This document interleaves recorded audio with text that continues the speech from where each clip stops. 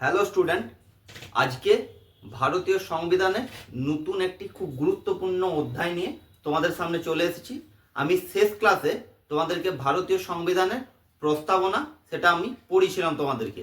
আশা করি তোমরা ক্লাসটা দেখেছো। যদি না দেখে থাকো কেউ, তাহলে আমার এই চ্যানেলের প্লেলিস্টে গিয়ে তোমরা ক্লাসটা আগে দেখে নাও, ঠিক আছে? আশা করি সবাই বুঝতে পেরেছো, ঠিক আছে? আজকে যে নতুন যে চ্যাপ্টার বা নতুন অধ্যায় সেটা হচ্ছে ইউনিয়ন ও তার ভূখণ্ড, মানে ভারতীয় ইউনিয়ন ও তার ভূখণ্ড, মানে মেন যে সংবিধান সেখানে আমি আজকে প্রবেশ করব। প্রস্তাবনাটা কি বলেছিলাম?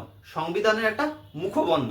এরপর মেন সংবিধান মানে কি আমি বলেছিলাম তোমাদের প্রিভিয়াস যে ক্লাসে, সেখানে আমি কি বলেছিলাম যে আমাদের সংবিধানের যখন তৈরি হয় তখন সংবিধানে মোট 22টি পার্ট বা অধ্যায় ছিল। তার ফার্স্ট পার্ট বা প্রথম অধ্যায় সেটা আমি আজকে তোমাদেরকে পড়াবো এবং বিস্তারিত বর্ণনা করব। দেখো, ইউনিয়ন ও তার ভূখণ্ড, ইউনিয়ন অ্যান্ড ইটস টেরিটরি, ঠিক আছে? এটা পার্ট ওয়ানে আছে। প্রথমে বললাম যে পার্ট ওয়ানটা পড়াবো, পার্ট ওয়ান। এবং এখানে কত থেকে কত আর্টিকেল আছে না, এটা খুব গুরুত্বপূর্ণ, 1 থেকে 4। তাহলে ইউনিয়ন ও তার ভূখণ্ড কত নম্বর অধ্যায় আছে? Part one. প্রশ্ন আসতে পারে পরীক্ষায়। এখানে কোন কোন আর্টিকেলগুলো আছে না, 1 থেকে 4, এই 4টে আর্টিকেল বা ধারা, বাংলায় যদি বলো ধারা এখানে আছে। আমি আর্টিকেল দিয়েই বলবো, ধারা বলবো না, আর্টিকেল দিয়ে বলতে সুবিধা বেশি। তাহলে এরপরে এই 4টে আর্টিকেল সম্পর্কে একটু ভালো করে গুরুত্বপূর্ণ ভাবে জেনে নেওয়া যাক কি আছে। দেখো, আর্টিকেল যেটা 1 সেখানে কি বলা আছে? India that is Bharat shall B A union of states. তাহলে ইন্ডিয়া যেটা ভারত, ঠিক আছে, মানে ইন্ডিয়া এবং ভারতবর্ষ দুটো নামেই এখানে বলা আছে, ঠিক আছে? Shall B A union of state, অঙ্গরাজ্য সমূহের একটা ইউনিয়ন, ঠিক আছে? তাহলে India is a union of state কত নাম্বার ধারাতে বলা আছে? পরীক্ষায় খুব গুরুত্বপূর্ণ প্রশ্ন, সেটা হচ্ছে আর্টিকেল 1, মনে থাকবে। এরপর দেখো আর্টিকেল 2 এবং 3 ভীষণ ভীষণ ভীষণ ভাবে গুরুত্বপূর্ণ। কি আছে না, আর্টিকেল 2 তে পার্লামেন্টকে নতুন রাজ্য সংযোজনের ক্ষমতা দেওয়া হয়েছে। পার্লামেন্ট আমি পরবর্তীকালে তোমাদেরকে ডিটেলস পড়াবো। পার্লামেন্ট মানে যেখানে তোমার লোকসভা, রাজ্যসভা, মানে উচ্চকক্ষ নিম্নকক্ষ, এইগুলো নিয়ে, রাষ্ট্রপতি, এইগুলো নিয়ে বিস্তারিত জিনিস আছে, সেগুলো আমি পরে পড়াবো, ঠিক আছে? জেনে রাখো যে পার্লামেন্টকে নতুন রাজ্য সংযোজনের ক্ষমতা দেওয়া হয়েছে। কিন্তু কেমন রাজ্য সেটা না, সেই রাজ্যটা ভারতের অংশ নয় এমন রাজ্য গঠনের কথা বলা হয়েছে। ভারতের অংশ নয় মানে ভারত হয়তো ক্যাপচার করেছে বা ভারতের সঙ্গে হাত মিলিয়েছে। যেমন ধরো এক্সাম্পল স্বরূপ বলা যায় সিকিম। 1974 খ্রিস্টাব্দে ভারতের সঙ্গে যোগ হয়, কিন্তু তখন সে পূর্ণ রাজ্যের মর্যাদা পায়নি। সহযোগী রাজ্য হিসাবে ভারতবর্ষের সঙ্গে সংযুক্ত হয়। সেটা কোন আর্টিকেল দ্বারা? আর্টিকেল 2, ঠিক আছে? এবং তারপরের বছর 1975 সালে পূর্ণ রাজ্যের মর্যাদা পায়। এরপর দেখো আর্টিকেল 2 আর 3 তো পার্টটা, এবার আর্টিকেল 3টা দেখো। আর্টিকেল 3তে বলছে ভারতীয় ভূখণ্ডের মধ্যে রাজ্যগুলির পুনর্গঠন। তার মানে এটা কিন্তু বাইরের কোনো অংশ নয়, ভারতের ভূখণ্ড যেটা আছে, ঠিক আছে? ভারতীয় ভূখণ্ড মানে ভারতের টেরিটরি। ভারতের টেরিটরি কি হতে পারে? যে আমাদের অঙ্গরাজ্য, কেন্দ্রশাসিত অঞ্চল, বা আমার ভারত কোথাও কোনো কিছু অধিকার করেছে, ক্যাপচার করেছে, অ্যাকুয়ার্ড করেছে, সেই অংশটা, সেই সমস্ত কিছু যেটা ভারতীয় ভূখণ্ডের মধ্যে অবস্থিত, সেই সব রাজ্যগুলোর পুনর্গঠন। পুনর্গঠনটা কিভাবে?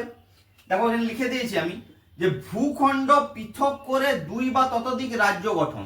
এগুলো তো অনেক তোমরা দেখেছো এক্সাম্পল, ঠিক আছে? যেমন ধরো মনে করো আমি বলছি, যেমন রিসেন্ট যেটা হয়েছে সেটা হচ্ছে ধরো 2014 সালে অন্ধ্রপ্রদেশ ভাগ হয়ে কি হয়েছে? অন্ধ্রপ্রদেশ ও তেলেঙ্গানা।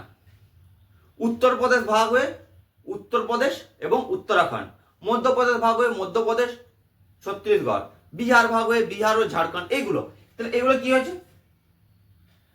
ভূখণ্ডটাকে একটা রাজ্যকে পৃথক করে 2 বা ততোধিক রাজ্য গঠন হয়েছে। বা এটাও করা যেতে পারে, দুই বা ততোধিক রাজ্য সংযোজন করে নতুন রাজ্য গঠন। দুই বা ততোধিক রাজ্য সংযোজন করে নতুন রাজ্য গঠন। এখানে রাজ্য বলতে, স্টেট বলতে এখানে শুধু রাজ্যের কথা নয়, এটা কেন্দ্রশাসিত অঞ্চল হতে পারে। যেমন ধরো 2020 খ্রিস্টাব্দে, 2020 খ্রিস্টাব্দে কি হয়েছে? 2020 খ্রিস্টাব্দে তোমরা জেনে থাকবে যে দাদরা ও নগর হাভেলি এবং দমন ও দিউ একসঙ্গে মার্জ হয়ে গেছে, যে একটাই কেন্দ্রশাসিত অঞ্চল হয়েছে। আগে দুটো আলাদা আলাদা কেন্দ্রশাসিত অঞ্চল ছিল, এখন একটাই কেন্দ্রশাসিত অঞ্চল হয়েছে, ঠিক আছে? এবং এর রাজধানী হয়ে গেছে দমন। ক্লিয়ার? বুঝতে পারা গেছে? এরপরে দেখো এই আর্টিকেল 3 দ্বারা আর কি করা যায় না, অঙ্গরাজ্যের আয়তন বৃদ্ধি ও হ্রাস করা যায়, ঠিক আছে? কোন একটা রাজ্যের আয়তন বাড়ানো যায় বা কোন একটা রাজ্যের আয়তন কমানো যায়। কোন আর্টিকেলের মাধ্যমে না, আর্টিকেল 3, ঠিক আছে? আচ্ছা, এই আর্টিকেলের মাধ্যমে সীমানা পরিবর্তন করা যায়। মানে সীমানা পরিবর্তন মানে কি, বৃদ্ধি হ্রাস, তাহলে সীমানা পরিবর্তন হবে, তাই সীমানাও পরিবর্তন করা যায়।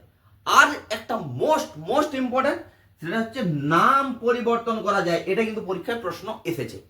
তাহলে কোন আর্টিকেলের মাধ্যমে কোন একটি রাজ্যের নাম পরিবর্তন করা যায়, সেটা হচ্ছে আর্টিকেল 3। মনে থাকবে?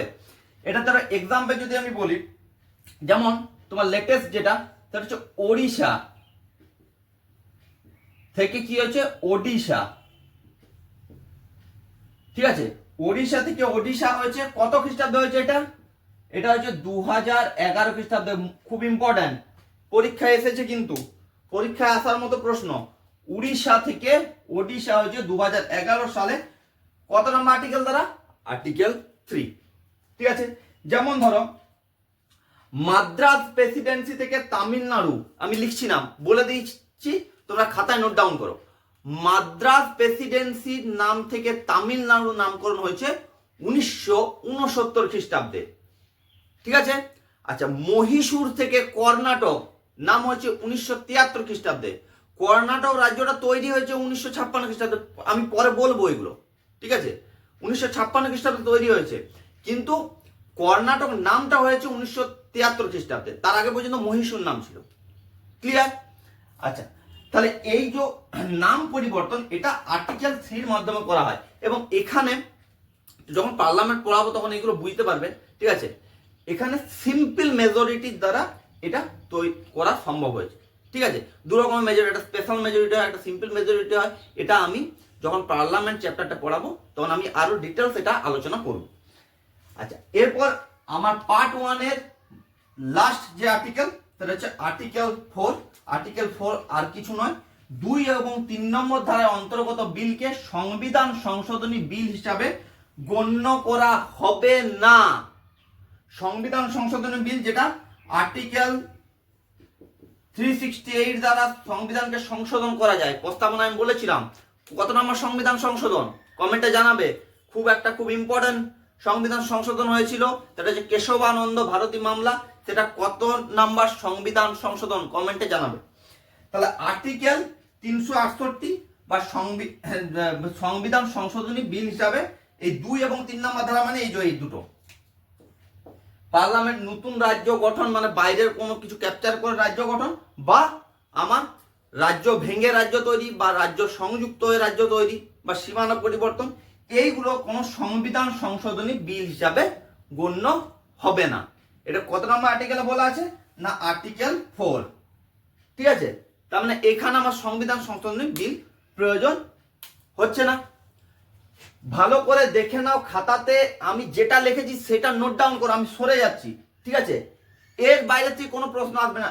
এটা লিখে রাখো, তোমাদের পড়তে বুঝতে খুব সুবিধা হবে। আমি একদম ব্রিফ আকারে করে দিয়েছি, দেখো লিখে নাও।